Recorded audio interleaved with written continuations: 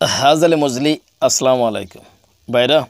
সূরা আরাফ আয়াত নম্বর 10 এই আয়াতের ভিতরে আল্লাহ তাআলা বললেন, তোমরা অল্পই কৃতজ্ঞতা স্বীকার করো, তোমরা অল্পতেই কৃতজ্ঞতা স্বীকার করো।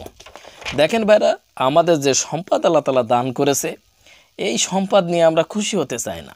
সবসময় আমরা বলে থাকি, আল্লাহ অমুক তোমাকে ডাকে না, অমুক তোমাকে স্বীকার করে না, তার কেন এত অর্থ সম্পদ দিয়েছো, আমাকে কেন এত অর্থ সম্পদ কম দিলে। এই যে আমাদের মনের ভিতরে লোভ, এই লোভের কারণে কিন্তু আমরা বড় ধরনের পাপ করে ফেলি, বড় ধরনের গুনাহ করে ফেলি। এই লোভের কারণে আমরা কিন্তু ক্ষতিগ্রস্তর মধ্যে পড়ে যাই। আমাদের যে লোভ, এই লোভকে আমরা ধরে রাখতে পারি না। এই অতিরিক্ত লোভের কারণে কিন্তু আমরা দোজখে চলে যাব। কারণ মালিক যতটুকু সম্পদ আপনাকে দান করেছে, এতেই আপনি স্বীকার করেন যে আল্লাহ আলহামদুলিল্লাহ, আমি সুখে থাকি, সুখে আছি, সুখে থাকবো ইনশাল্লাহ। আল্লাহ তোমার রাস্তায় যেন আমি সঠিকভাবে ইবাদত বন্দেগী করতে পারি, এইটাই আপনি বলবেন।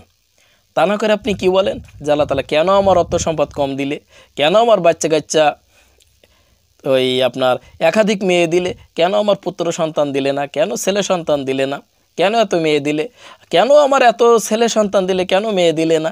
এই ধরনের মন মানসিকতা, মানে আমরা নিজেদের প্রতি জুলুম করি, অবিচার করি। দেখেন বারে, এই ধরনের কথা আপনি ব্যক্ত করবেন না, আল্লাহ তাআলা কিন্তু অসন্তুষ্ট হয়ে যাবে। যদি আল্লাহ তাআলা অসন্তুষ্ট হয়ে যায় আপনার পরে, তাহলে আপনার কোনো আমলই গ্রহণযোগ্য হবে না। অতএব আপনার চিন্তা ভাবনা থাকবে যে আল্লাহ তাআলা যতটুকু সম্পদ আমাকে দান করেছে, আল্লাহ তাআলা যা আমাকে দিয়েছে, আলহামদুলিল্লাহ, এতে আমি খুশি।